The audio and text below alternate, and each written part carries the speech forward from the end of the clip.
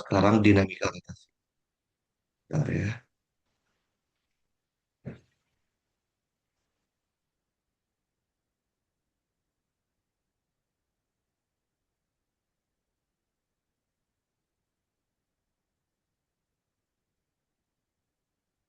Oke, bentar ya. Udah muncul sama? Udah.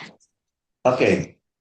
Nah, dinamika rotasi ini bagian terakhir dari mekanika, namanya Hmm. dinamika rotasi.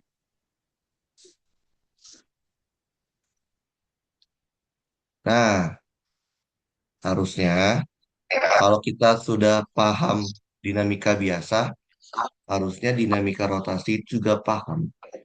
Dinamika biasa itu namanya dinamika linear, gerak linear. Gerak rotasi namanya adalah gerak angular. Nah, saya akan kasih analogi supaya kita tahu cara mengerjakannya. Nah, saya bagi jadi dua bagian, dua dua dua bagian antara angular sama ini. Oke. Nah, dinamika pasti kita akan mulai dengan yang namanya kinematika dulu kan ya. Karena dinamika nggak bisa Ya. belajar kalau nggak ada kinematikanya. Nah, waktu kita belajar kinematika linear, kita cuman belajar tiga, yaitu belajar posisi, belajar kecepatan, dan belajar percepatan. RVA. Di angular, kinematiknya juga belajar tiga kan? Yaitu theta, omega, Ya. dan alfa. Nah, ini udah pernah saya jelasin waktu kita belajar kinematika rotasi. Nah, sekarang kita mau bahas dinamikanya. Untuk mempelajari dinamika, kita harus tahu penghubungnya apa sih. Penghubung antara kinematika dengan dinamika, kalau di kalau di linear itu namanya massa, sedangkan di angular namanya inersia. Jadi inersia itu adalah pengganti atau penghubung di massa untuk kasus dinamika melingkar. Oh ya lupa, ini ada hubungannya kan ya? Yaitu jari-jari. Jari-jari dikali sudut, satuannya harus radian, sudutnya. Jari-jari dikali omega, dan jari-jari dikali alfa. Berarti massa juga ada hubungan sama inersia ya. Nanti kita pelajarin. Nah, setelah kita mempelajari ini, barulah masuk bab yang namanya dinamika. Nah, dinamika itu kemarin kita belajar apa aja sih besarannya? Kita itu belajar besaran gaya. F kita pelajarin. Apalagi setelah F kita belajar energi. Kita spesifikan kita belajar energi kinetik EK. Terus belajar apa lagi? Belajar momentum P. Dan yang terakhir kita belajar impuls. Inilah besaran dinamika yang kita pelajarin di bab sebelumnya. Terus di rotasi ada nggak? Ada. F itu kalau di rotasi namanya torsi. EK kalau di rotasi namanya adalah EK rotasi. Momentum kalau di rotasi namanya momentum sudut atau L. Impuls kalau di rotasi itu namanya adalah impuls rotasi. Oke, sekarang pertanyaannya ada hubungannya nggak? Jawabannya ada. Kita tahu kalau gaya itu rumusnya adalah M dikali A. Maka torsi rumusnya adalah inersia dikali alfa. Jadi massa itu kita ganti sama inersia, A kita ganti di alfa. Ada nggak hubungan langsungnya antara torsi sama gaya? Ada. Yaitu apa? R cross product dengan F. Oke. R-nya apa? R-nya bukan jari-jari. R-nya itu adalah jarak yang tegak lurus dengan poros. Oke. Poros itu apa? Poros itu adalah titik putar. Jadi R di sini bukan jari-jari tapi jarak tegak lurus dengan poros. Dalam hal ini adalah gaya. Kalau ini R kali F. Oke, EK. Kemarin belajarnya apa EK? Setengah M V kuadrat. Maka EK rotasi itu adalah setengah. M itu adalah inertia. V menjadi omega. Momentum itu rumusnya apa kemarin? M dikali V. Maka momentum sudut rumusnya inersia dikali omega. Ada hubungan langsungnya? Ada, yaitu R cross P. Ingat, R itu bukan daya jari, tapi jarak ke poros. Oke, bentar ya. Oke. Nah, terus impuls. Ingat nggak rumusnya apa? Ada empat kalau nggak salah kemarin kita belajar. Impuls itu ada yang rumusnya delta momentum, ada yang rumusnya integral F dt, dan ada juga yang rumusnya menggunakan luas. Luas dari grafik F terhadap T. Nah, juga yang pakai gaya rata-rata dikalikan dengan delta T. Maka impuls rotasi juga rumusnya ada empat, yaitu delta momentum sudut, integral F jadinya torsi dt, kita juga pakai luas grafik torsi terhadap T, torsi rata-rata dikalikan dengan delta T. Jadi inilah alasannya kenapa saya bilang kalau Salma sudah paham tentang gerak lurus, dinamika gerak lurus, harusnya dinamika gerak melingkarnya sudah paham juga. Nah, kita kan kemarin baru sampai kinematikanya. Kita belum sama sekali belajar tentang inersia atau pengganti massa.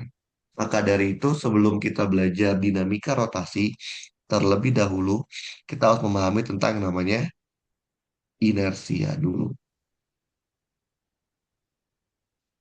Salma, inersia itu apa sih Salma? Tahu nggak? Pernah dengar? Inersia itu Pernah. apa? Apa? Eh,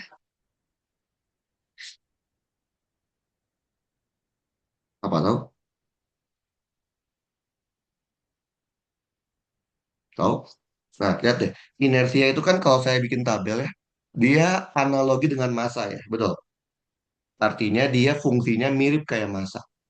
Sama, kalau kita punya benda, massanya besar, maka benda tersebut gampang untuk kita gerakan atau susah untuk kita gerakan. Apa salah?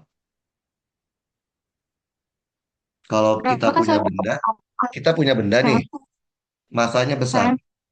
Benda masanya besar. Kalau benda masanya besar itu, bendanya gampang kita gerakin atau susah kita gerakin. Susah. Susah.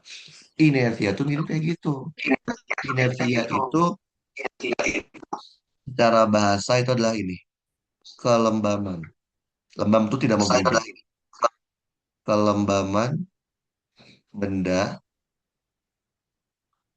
untuk berputar. Artinya, kalau kita punya benda dengan inersia yang besar, maka benda tersebut susah untuk kita putar. Artinya apa? Kita butuh effort lebih untuk bisa membuat benda itu berputar. Ngerti? Kalau massa kan kelembaman benda untuk bergerak. Semakin besar Ri. massa, maka semakin susah benda itu untuk bergerak. Nah, sekarang rumus dasarnya gimana ini? Nah, bagaimana cara kita mengetahui rumus dasar dari inersia? Rumus dasar inersia itu dibedakan jadi dua, berdasarkan jenis bendanya. Jadi, secara fisika, jenis benda itu di fisika dibedakan jadi dua jenis sama. Yang pertama namanya adalah benda titik. Benda titik.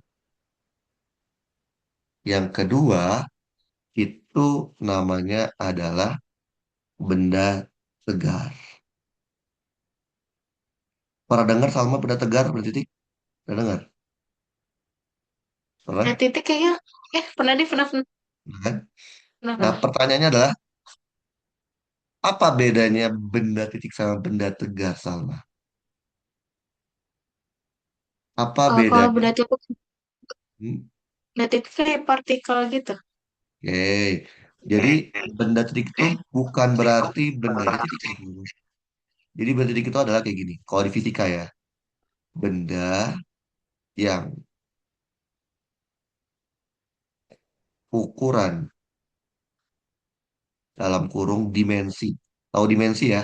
Panjang, Hmm. lebar, tinggi, jari-jari, diameter, luas. Benda yang ukuran atau dimensi bendanya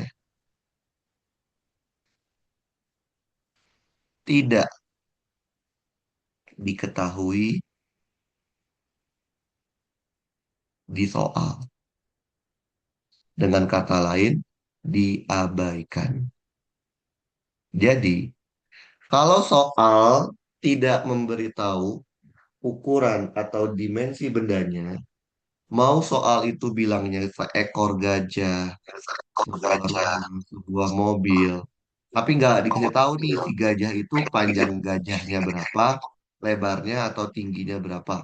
Maka gajah itu disebut sebagai benda titik. Paham nggak Salma? Jadi nggak harus bentuknya sebuah partikel. Paham. Seekor gajah, kan dia Hmm. harusnya dia punya panjang lebar tinggi kan gajah, benar nggak? Betul? Iya, Nah, tapi kalau di betul. soal itu tidak ada ukuran panjang lebar tingginya nggak dikasih tahu, berarti kan kita mengabaikan mengabaikan apa? Mengabaikan ukurannya, maka kita bisa bilang itu adalah benda titik. Nah, kalau benda titik, inersianya gimana?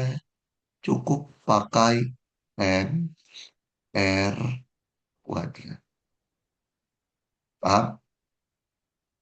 R-nya apa, Paham. Salman?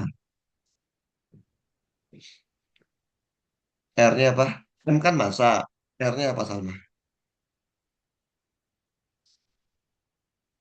Apa, Sal? Jadi, jari-jari. Bukan. Loh, kan dia tidak ada ukuran dimensi. Jadi kan dimensi kan? R-nya bukan jari-jari. R-nya Jar. adalah jarak. Hmm. Jarak benda ke poros. Tahu poros ya? Titik putar. Mm-mm. Berarti kalau benda tegar, kebalikannya ya. Benda yang ukuran atau dimensi bendanya diketahui di soal. Jadi soal memberitahu ukuran dari bendanya. Nggak harus ngasih tahu tiga-tiganya panjang lebar tinggi, nggak harus kayak gitu. Cukup kasih tahu satu aja, panjangnya doang, atau lebarnya doang, atau tingginya doang, atau jari-jarinya aja. Cukup satu aja yang kita tahu dari ukuran benda, maka disebutnya dia adalah benda tegar. Oke, bagaimana cara kita mengetahui inersia dari sebuah benda tegar? Harusnya, harusnya nih ya, kalau beneran belajar, harusnya nanti di kuliah pakai ini, tapi kalau sekarang belum. Kita mencarinya menggunakan integral. Integral dari R kuadrat dm. Nanti kita akan pakai ini kalau udah masuk kuliah. Harusnya pakai integral. Tapi kan karena ini persiapannya membuat pretest ya, jadi kita nggak mungkin pakai integral. Gimana? Kayak di SMA. Dulu di SMA gimana caranya Salma mengetahui inersia dari benda tegar? Ingat nggak? Di dihafal. Benar nggak sih? Betul kan? Iya, Heeh. Dihafalin.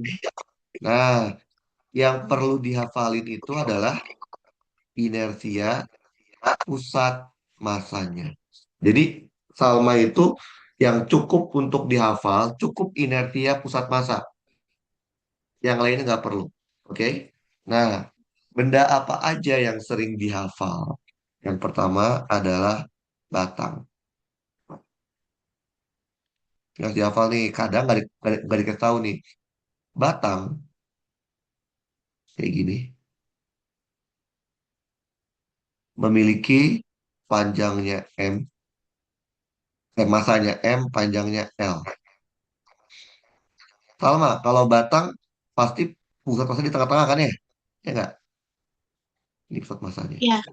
Heeh. Kalau kita putar batang tersebut tepat di pusat massa, diputar tepat di pusat massa, maka yang Salma ingat itu namanya inersia pusat massa. Karena diputarnya tepat di pusat massa. Salma masih ingat nggak berapa inersia pusat massa dari sebuah batang? Ingat Setengah. berapa? Dulu di Setengah. SMA? Setengah. Seper Setengah. 12. Seper 12 ml kuadrat. Oh. Oke? Iya. Yang kedua, yang harus dihafal, cincin. Cincin. Cincin tuh kayak gini ya. Jadi batang tadi kita bikin jadi lingkaran. Ini kan. Pasti dia pusat masanya di tengah-tengah dong. Heeh. Kalau saya putar cincin tersebut tepat banget di pusat massa, maka yang saya dapat adalah inersia pusat massa. Berapa inersia pusat massa cincin? Tahu nggak? Cincin berapa inersianya? Lalu. M R kuadrat. Oke, apalagi bentuk yang harus diingat? Cakram. Cakram. Biasanya kalau kalau apa? Katrol tuh bentuknya cakram. Apa bedanya cakram sama cincin, Salma? Tahu nggak? Cakram itu dia seperti koin logam, Salma. Jadi dia ada isinya. Jadi dia nggak bolong kayak cincin. Bayang? Sama, pasti dia titik tengahnya pusat masanya kan? Kalau kita putar tepat di pusat massa, maka yang kita punya adalah inersia pusat massa. Berapa inersianya? Setengah M R kuadrat. Yang keempat, apalagi yang harus diingat? Yang keempat itu adalah silinder. Ingat nggak? Silinder itu ada dua jenis. Ada silinder yang rongga, yang kulit doang, sama silinder pejal. Kita punya silinder rongga. Silinder rongga itu cuma kulitnya doang. Contoh gini. Oke.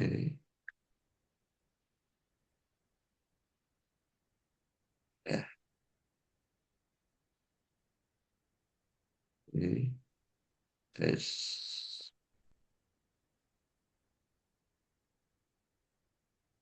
Oke. Nah, ini cuma kulitnya doang ya. Heeh. Nggak ada dalemannya. Ibaratnya tuh kayak pipa gitu lah ya. Nama lainnya itu silinder kulit tipis. Kayak gini. Oke. Nah, pastikan titik tengahnya adalah pusat massa ya. Pusat massanya sini. Kalau saya putarnya tepat melalui pusat massanya, maka saya akan hitung adalah inersia pusat massanya. Berapa? M R kuadrat. Nah, yang kelima namanya adalah silinder pejal. Pejal itu artinya ada isinya. Jadi kayak kayak gini nih.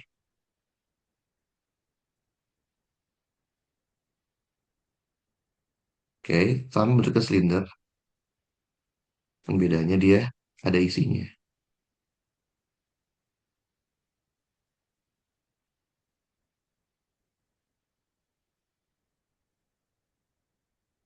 Oke, dia ada isinya.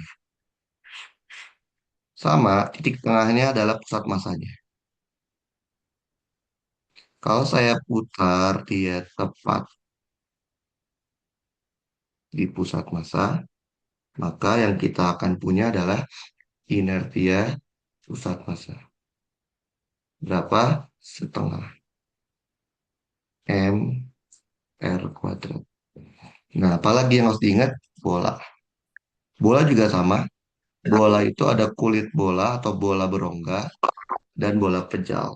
Yang pertama bola rongga. Bola rongga itu kayak bola pingpong, kayak gini. Jadi dalamnya itu kosong.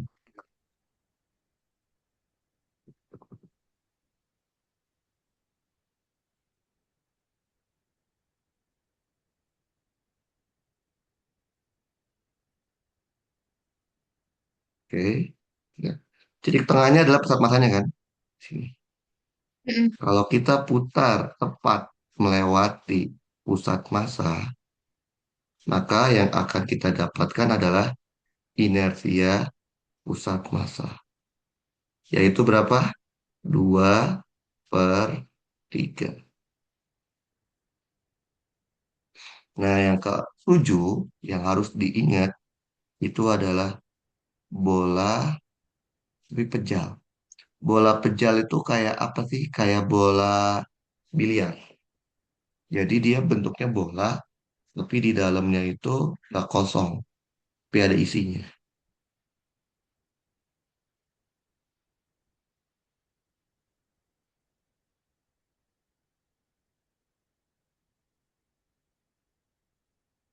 Oke, titik tengahnya ini pusat masanya. Kalau kita putar tepat melewati titik pusat massa, maka yang dihitung berarti namanya inersia pusat massa. Berapa? 2/5. Nah, ini yang harus minimal banget eh, siapa Salma harus hafal. Karena biasanya kadang nggak dikasih tahu di soal. Nah, sekarang pertanyaannya Salma. Kenapa sih saya nyuruhnya hafalinnya IPM, inersia di pusat massa? Kenapa yang saya hafal IPM-nya aja? Emang nanti kasusnya selalu benda itu akan diputarnya di pusat massa? Ya nggak? Apakah selalu benda Iya. itu akan diputar di pusat massa? Jawabannya belum tentu, Salma. Bisa aja diputar di lain, misalkan batang deh. Emang nanti selalu batang itu diputar di tengah-tengah? Enggak, bisa aja batangnya diputar di ujung atau di sepertiga. Terus gimana dong kalau yang saya suruh hafal adalah IPM nanti kalau diputar di tengah-tengah? Diputarnya nggak di pusat massa. Ya berarti inersianya bukan inersia pusat massa. Terus gimana dong kalau gitu? Nah, ketika kita tahu kasusnya itu tidak diputar di pusat massa, ada yang namanya teorema atau dalil sumbu sejajar. Oke, ini adalah cara untuk mencari inersia yang tidak di pusat massa, tapi sejajar, sejajar dengan pusat massa. Nah, biasanya kalau untuk TPB, kalau nggak di pusat massa, sejajar dengan pusat massa. Nah, sekarang gimana rumus dasarnya? Rumus dasarnya gini.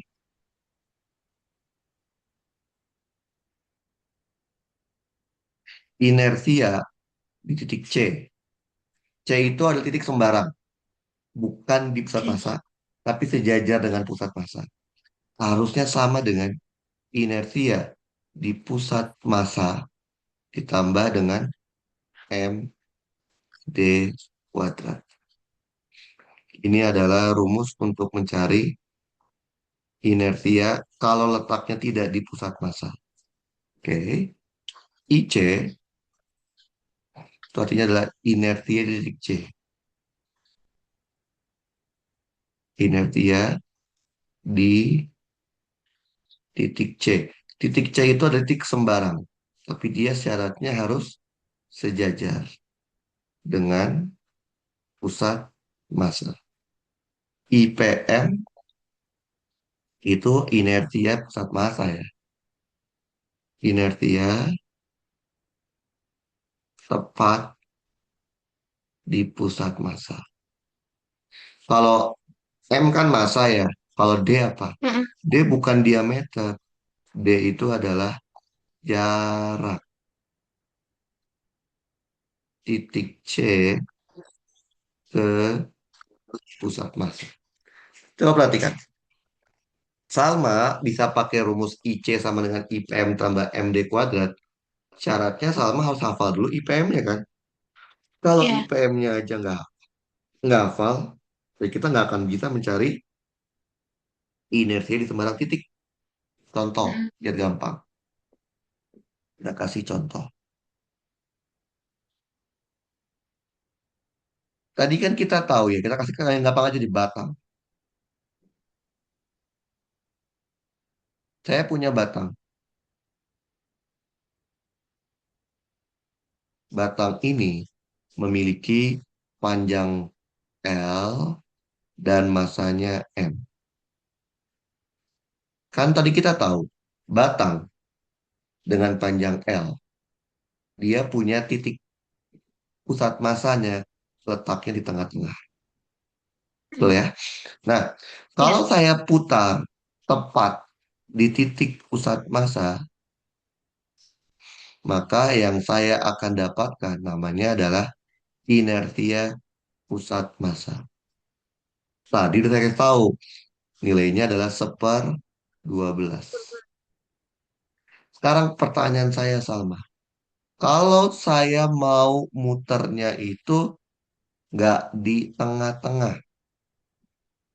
Salma maunya di mana? Muter di mana maunya? Di sebelah kanan ya. Sebelah kanannya, di ujung kanan. Boleh. Iya. Saya putarnya di sini Salma. Lihat, apakah ini dia diputarnya di pusat massa? Enggak kan? Enggak. Enggak. Tapi titik C ini sejajar dengan pusat massa kan? Betul. Iya. Betul. Maka kita bisa terapkan konsep yang tadi. Inersia di titik C harus sama dengan inersia di pusat massanya ditambah dengan MD kuadrat. IPM-nya tadi 1/12 ml kuadrat ditambah masanya MD-nya. D itu apa? Jarak titik C ke pusat massa. Berapa jaraknya Mm. ini, Salma? Berapa jaraknya? Setengah L kan? Karena pusat massa kan di Iya. tengah-tengah. Oh, iya. Titik C kan adanya di Mm-mm. ujung. Maka ini kita masukin L/2. Kita punya 1/12 ml kuadrat ditambah 1/4 ml kuadrat. Kita samain penyebut sama. Jadi 12 ya. Berarti Iya. 1 ditambah 3. 1 tambah 3 itu kan 4. 4/12 itu 1/3. Maka kita dapat dulu di SMA disuruhnya adalah dihafal 1/3 ml kuadrat. Kenyataannya ini nggak perlu dihafal. Yang perlu dihafal adalah IPM-nya. Ngerti Salma? Ngerti. Oke. Bentar Salma, saya belum sholat maghrib. Satu bentar ya. Oke. Oke.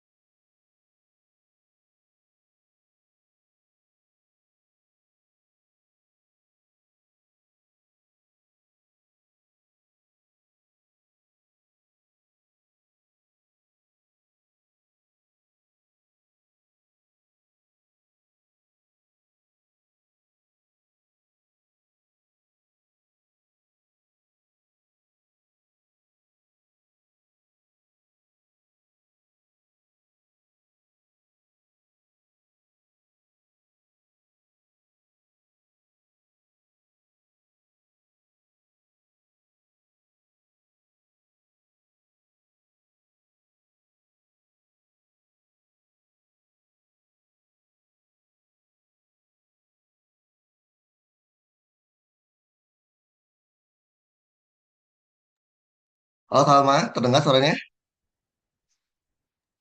Terdengar, Sal. Kak. Oke.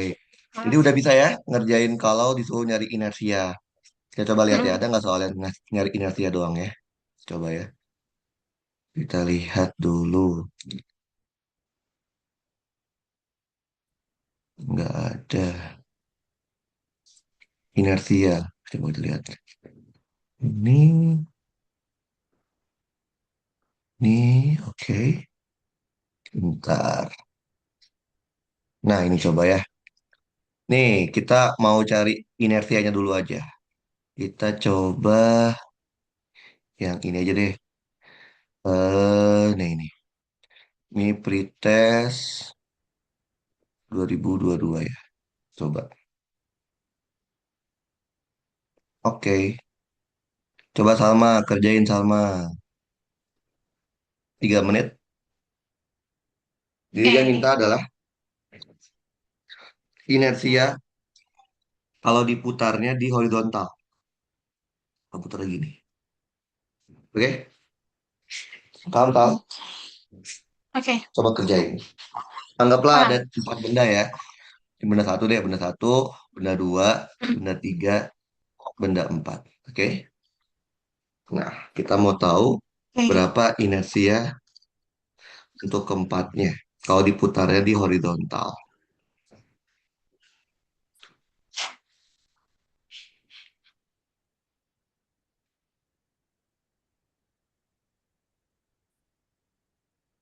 Oke, 3 menit sampai 18 lebih 45.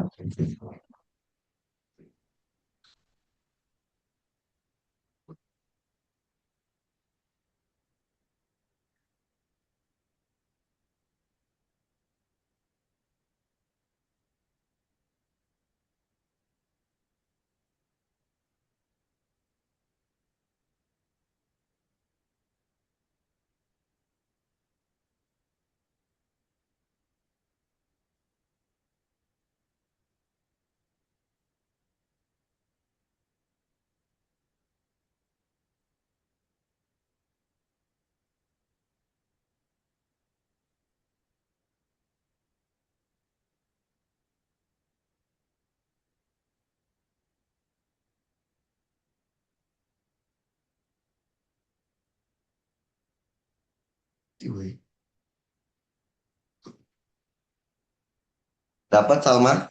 Apa nggak ada jawabannya? Coba aja. Siapa tahu nggak ada jawaban.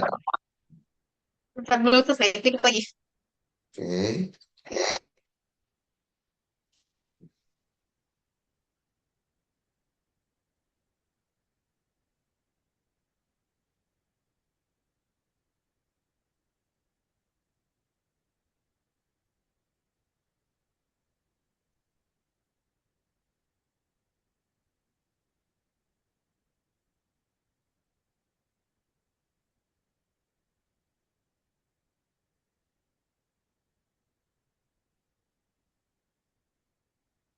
3 MA kuadrat. Oke, coba ya. Jadi ini kan yang Mm. diminta adalah inersia di sumbu X kan. Tapi lihat dulu nih, ini bendanya benda apa? Benda titik ya. Kenapa? Mm-mm. Karena tidak ada ukurannya. Benda titik kita tahu inersianya itu selalu mr kuadrat. Nah, kita mau mencari inersia diputar di sumbu X. Sama aja, inersia 1X ditambah inersia 2X ditambah inersia 3X ditambah inersia 4X. Titik satu, benda satu, jaraknya ke sumbu X 0 kan? Saja 0. Di Ya. sini M, jaraknya ke X adalah A ya, A. M A Mm. kuadrat. 3 juga sama, M A kuadrat. 4 juga sama, M A kuadrat. Maka jawabannya adalah 3 kali M A 3 MA. kuadrat. Kalau saya minta inersia di sumbu Y-nya berapa? Inersia di sumbu Z-nya berapa? Coba sama hitung deh. Bisa? Oke. Coba. Bisa. Inersia sumbu Y-nya berapa? Inersia sumbu X-nya berapa?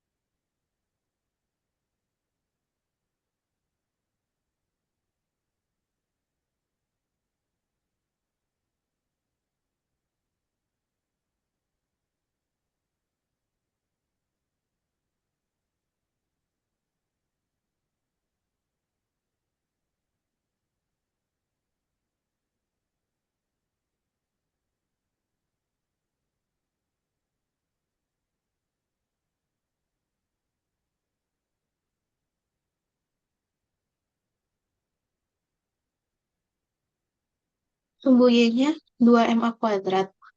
Berarti kalau sumbu Sumbu Y Z. berarti I2 sama I4-nya nggak punya ya. Berarti sama aja Mm-mm. 2MA kuadrat. Kalau sumbu Z, 5.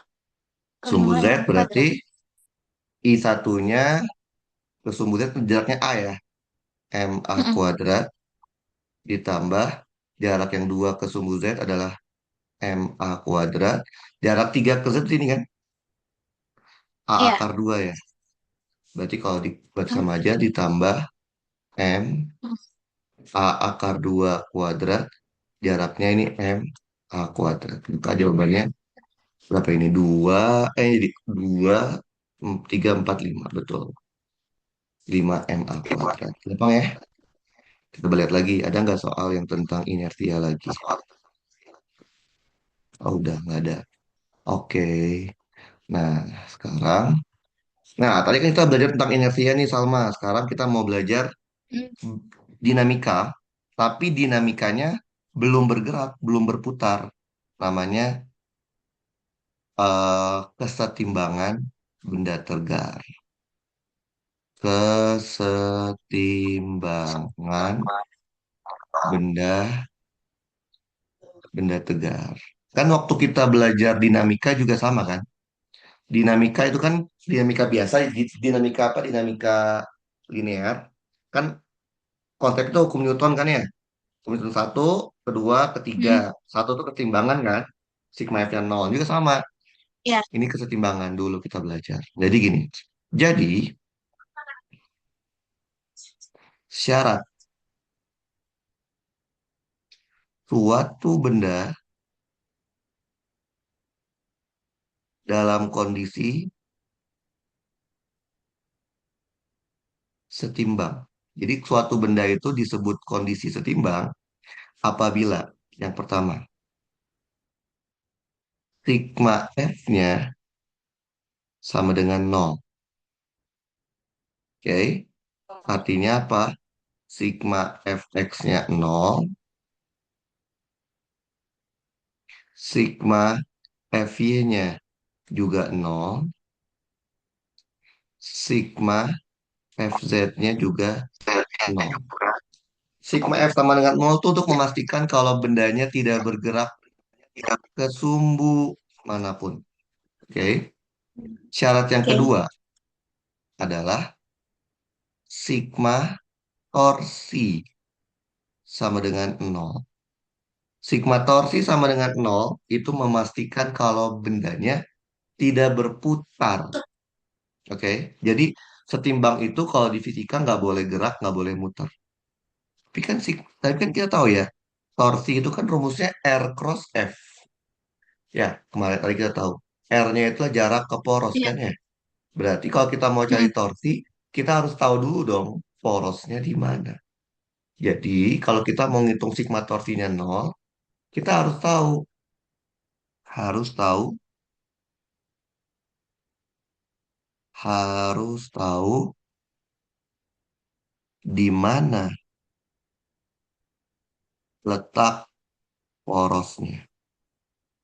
Oke, gimana caranya kita mengetahui letak poros? Tahu nggak, Salma? Jadi kayak gini, setimbang, setimbang itu ada dua jenis, Salma, secara umum. Yang pertama namanya adalah setimbang stabil, setimbang stabil atau setimbang biasa. Nah, kalau nanti kasusnya setimbang stabil, pada dasarnya Salma bebas pilih poros di mana aja. Oke? Salma Oke. pilih poros di mana aja, kalau kasusnya setimbang stabil, jawabannya pasti benar. Oke? Ada nggak Oke. cara mudah untuk menentukan poros kalau kita boleh milih? Saran saya adalah ini. Pilihlah titik yang banyak gayanya sebagai poros. Jadi kalau Salma boleh milih poros, dengan kata lain dia setimbang stabil, maka pilihlah titik yang banyak gayanya sebagai poros. Itu akan sangat mudah. Walaupun pada dasarnya Salma pilih di mana aja pasti benar. Oke? Nah, yang Oke. kedua, setimbang, setimbang. Tapi kasusnya adalah ini. Setimbang, tapi tepat akan berotasi. Oke? Biasanya ciri-ciri setimbang tapi tepat akan berotasi. Ada kata-kata ekstrim, Salma. Misalkan kata-kata maksimum, begitu. Atau hampir, hampir terbalik, hampir berputar, hampir berotasi. Bayang? Bayang. Selama tidak ada kata-kata itu, maka defaultnya adalah setimbang stabil. Ya. Kalau kasusnya Oke. setimbang tepat akan berotasi, kita tidak boleh asal pilih poros. Jadi, kalau setimbang tepat akan berotasi, kita nggak boleh asal pilih poros. Terus gimana dong? Porosnya harus tepat di titik putarnya. Oke, porosnya itu harus tepat di titik putarnya. Jadi Salma harus bisa membedakan ini kasusnya setimbang biasa atau setimbang stabil. Oke, paham? Oke. Jadi pokoknya Paham. gampang aja. Kalau ada kata-kata ekstrim, kayak maksimum atau minimum atau hampir-hampir tepat akan, itu tidak timbang tepat rotasi. Saya coba kasih lihat soalnya ya. Soalnya yang gampang dulu aja deh. Ini deh. Oke. Ini soalnya sama. Oke. Ada sebuah lampu di sebuah taman. Digantungkan pada sebuah tiang melalui sebuah balok horizontal pada gambar. Lampu memiliki massa 20 kilogram. Lampu tuh yang ujung itu ya. Dan massa balok kita abaikan. Massa Hmm. tiang horizontal kita abaikan. Aliran listrik dari sumber ke lampu melalui sebuah kabel yang dipasang membentuk sudut theta terhadap horizontal. Berapa tegangan tali kabel tersebut? Paham? Ngerti? Jadi dia minta Eh, tensionnya berapa eh, ini? Tensionnya berapa? hmm. Berarti ini kasusnya setimbang biasa ya, betul? Hmm. Iya. Setimbang stabil kan? Karena tidak ada kata-kata tepat akan apa gitu ya. Oke, coba kita gambarkan ada gaya apa aja. Yang pertama, dia punya massa ya, betul? Iya. Ada massa dari si ininya. Ada apa lagi Salma? Ada dari tali, betul? Tuh. Oke, ada talinya. Ada apa lagi Salma? Udah.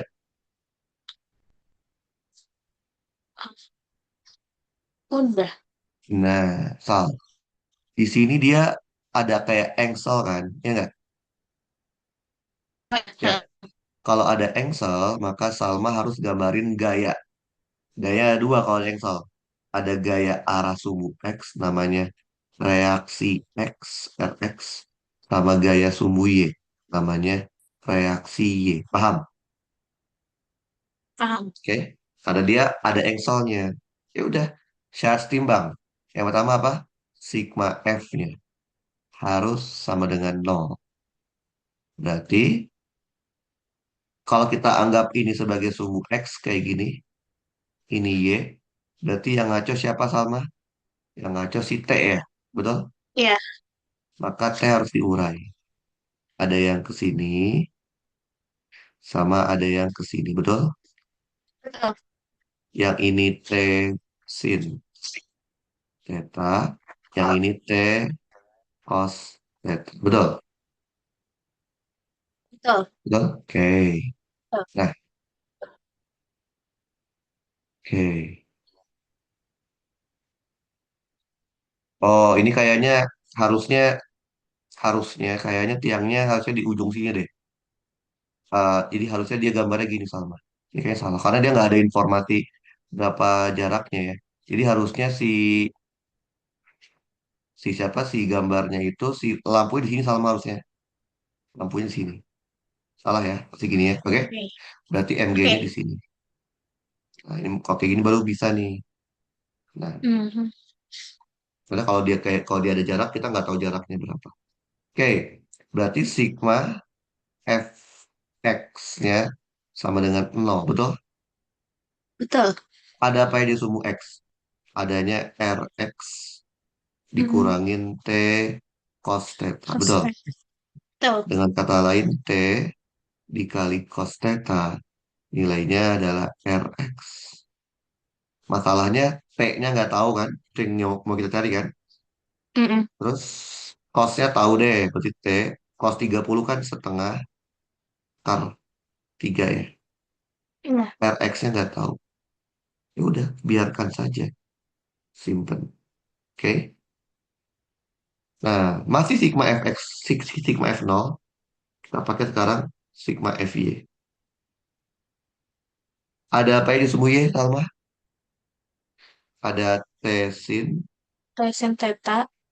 yes, Reaksi dikurangin Y. ry, tambah ry, dikurangin mg, Min betul. MG. Betul. Berarti T sinnya itu kan setengah ya. Iya. Tapi ry-nya nggak tahu ya, Salma. Hmm. Mg-nya, M-nya 20, G-nya nggak pakai 10 ya. Jadi Ya. 200. Coba lihat, Sal. Kita nggak tahu T, nggak tahu ry. Nggak mungkin bisa kita selesaikan. Ya nggak sih, Sal? Ya. Berarti secara umum kita punya tiga variabel yang nggak kita ketahui kan? Kita nggak tahu Ya. T, nggak tahu Rx, nggak tahu Ry. Berarti kita butuh tiga persamaan, betul? Persamaan selanjutnya adalah sigma Betul. torsi.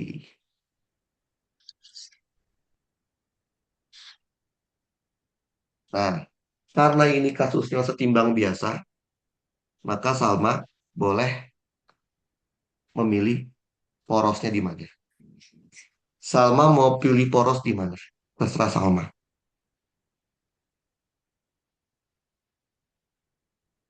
Di Di mana? bendanya aja. Di benda si lampunya? Di lampu. Iya. Boleh. Berarti kalau kita taruh porosnya di sini, ini sebagai poros, gitu ya. Oke. Berarti kalau porosnya di situ, T sin, T cos, sama MG nggak punya torsi. Bener nggak? Iya. Karena apa nggak punya torsi? Karena tidak ada jaraknya, betul? Jarak. Iya. Berarti Betul. kita punya apa? Berarti yang punya torsi siapa? Rx juga nggak punya torsi ya. Karena Rx itu Iya. mengarah ke poros kan. Yang ada Iya. hanya Ry. Ry-nya muternya ke sini. Ingat, muter selalu ke arah poros. Berarti kita tahu apa? Oke. Ry dikali lengannya. Berapa jarak dari Ry ke poros? L kan panjangnya ya. Panjangnya L Iya. kan? Berarti Heeh. dikali L, nilainya harus 0. Dengan kata lain, Ry-nya 0. Paham? Paham. Kalau Hmm. Ry-nya 0, dapat dong. Setengah T ditambah 0 sama dengan 200. Berarti T-nya sama dengan 400 Newton. Ngerti Salma? Ngerti. Kita coba Salma kerjain soal yang lain. Bentar. Hmm.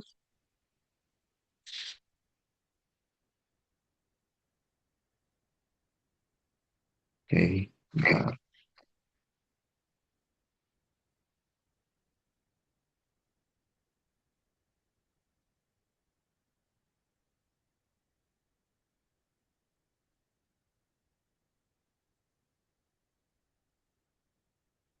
Ini dia. Coba kerjain soal yang ini mirip sih. Coba ya. Ini mirip kayak tadi.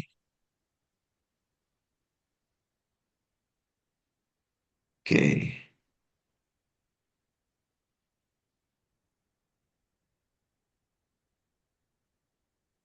Oke. Coba kerjain soal ini sama. 3 menit ya. Oke. Sampai 19:05. Oke, coba kerjain.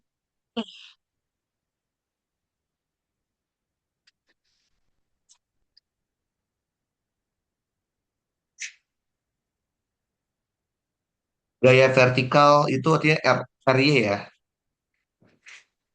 Jadi dia Oke. minta RY-nya.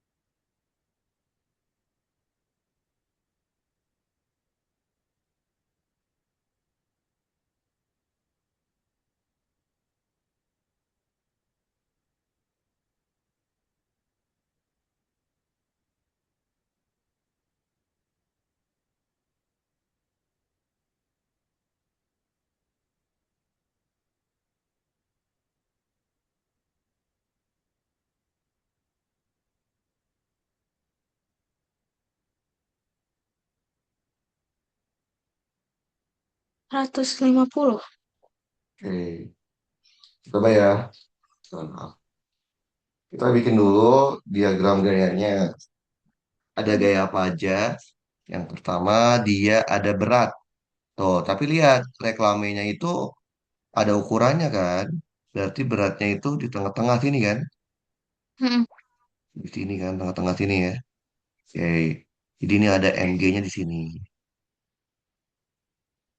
Ada apa lagi? Ada tension. Tensionnya di sini. Oke. Karena dia ada angsel, maka akan ada gaya reaksi, betul? Yaitu oh, reaksi sumbu X dan reaksi sumbu Y. Oke, sama syaratnya. Kalau kita anggap X-nya gini, X-nya gini, berarti yang ngaco itu adalah si tension. oke. Tensionnya diurai. Tension sin, dan yang ke sini adalah tension cos. Kos. Berarti sigma FY-nya nol. Ada apa aja? T sin 37 ditambah RY sama dengan MG. Sin 37 3/5. RY-nya nggak Mm, tahu, MG-nya 150. Berarti nggak dapet nih si T-nya karena, eh, mm. nggak dapet RY-nya kan? Karena T-nya Iya. nggak tahu. Oke. Terus yang kedua, sigma fx-nya sama dengan nol. Ada apa aja? Ada R dan T cos Setengah. theta, cos 37. Berarti Rx-nya sama dengan 4/5 dikali T. Oke. Rx-nya nggak tahu, T-nya juga nggak tahu. Nggak bisa dikerjakan. Mm, Oke, kita butuh syarat yang ketiga kan, sigma torsinya sama dengan nol. Salma mau taruh eh, momennya di mana? Torsinya Engsel. di engsel boleh. Mm, Sini ya dia. Oke. iya. Berarti kalau momennya di situ, Rx sama Ry nggak punya torsi. Mm, T-cos juga nggak punya torsi. Yang punya siapa? Mg muternya ke sini. Dan T-sin muternya ke sini. Lihat, arah putar Mg sama T-sin beda kan? Berarti harus iya. dibedain. Mana yang plus, mana yang min. Terserah Salma. Kenapa? Karena apa? Ini masih nol. Mau mana yang positif Mm, boleh. Misalkan yang positifnya yang clockwise. Plus minus ya. Nanti kalau dia mm, udah tidak nol, berarti harus disesuaikan. Berarti ada apa aja? Mg-nya positif dikali lengannya. Lengannya jaraknya ke sini kan cuma setengah L kan, setengah panjang dari reklama kan. Maka iya. dikasih setengah L. Dikurangin P sin 37. Jaraknya itu L kan. Sama dengan Iya. nol. Kita bisa coret L-nya sama. Berarti setengah. Mg-nya tadi berapa? Mg-nya 150 150. sama dengan 3/5 T. Betul? Betul. Oke, ya udah.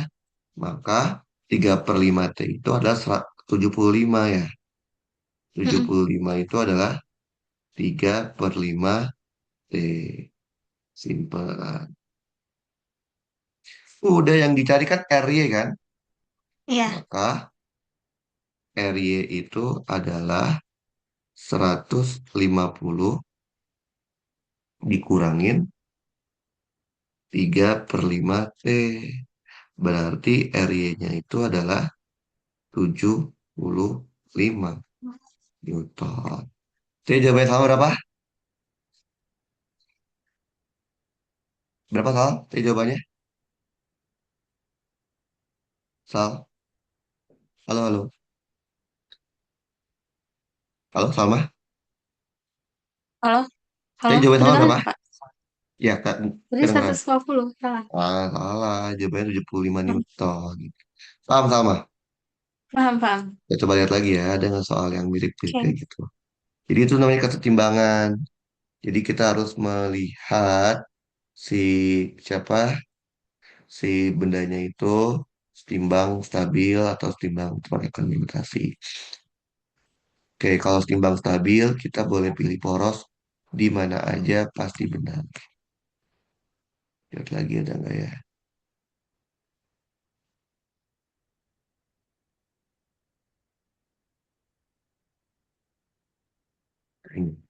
Ini setimbang juga, setimbangan. Oke, coba kerjain Sal, 3 menit Sal.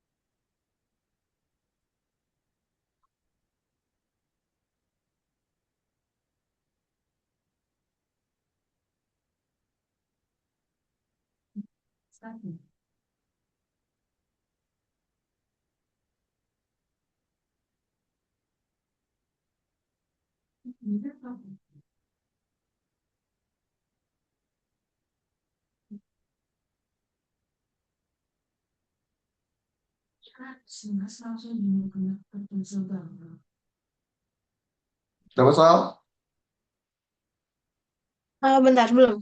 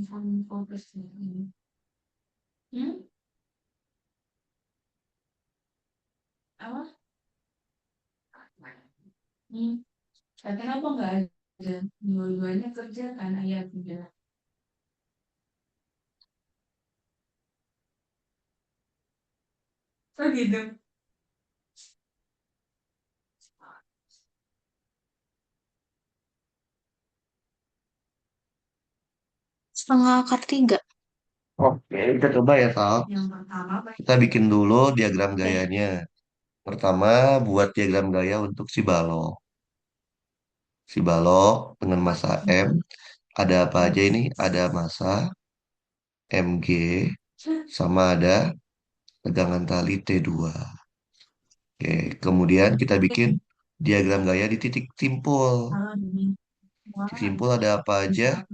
Ada T2, ada T1, sama ada T3. Gitu kan ya? Yang kita mau cari adalah Iya. T1 ya. Oke, berarti dari sini kita tahu apa? Dari balok ya. Sigma FY-nya kan 0. Berarti T2-nya itu adalah Mg. Nah, sini juga Mm-mm. sama. Titik simpul.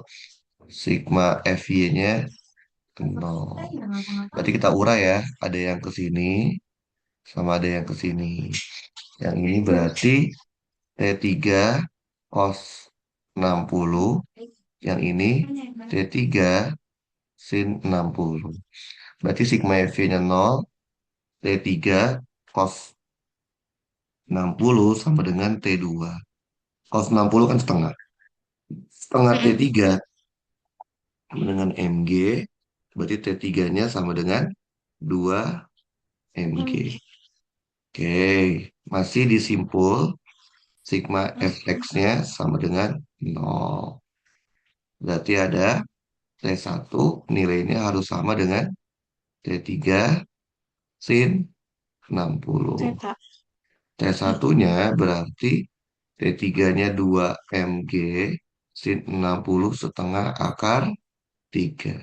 Berarti Tiga. T3, T1-nya itu adalah Eh, Mg dikali akar 3. tiga. Jawabannya A, Sal. Ya tahu jawabannya apa? Itu Ya, tadi dua sama setengahnya lupa dikaliin. iya. Tapi bener sampai Sip. sampai bawah itu. Oke, sip ya. Paham ya? Jadi intinya kesetimbangan itu Mm-mm. ya berarti kita harus memastikan sigma F dan sigma torsinya 0. Kalau di sini kok nggak pakai sigma torsi? Ya dengan sigma torsi udah bisa kan ya? Ya udah nggak perlu dilanjutin. Kalau masih nggak bisa baru pakai sigma torsi. Oke, sampai sini ada pertanyaan Salma? Ada? Ada pertanyaan? Sal? Halo, halo. Halo, Sal. Udah nggak, Sal? Halo? Udah pertanyaan? Halo? Oh ya, udah dah. Oke. Nanti nextnya kita akan belajar dinamika rotasi yang tidak setimbang, artinya berputar. Itu buat belajar yang dinamika rotasi nextnya. Oke, kalau tidak ada pertanyaan, nanti saya akan kirimkan slide-nya lewat WA. Untuk rekamannya saya upload dulu, baru ntar saya kirim lewat WA linknya ya. Oke, mari Oke, Salma. makasih.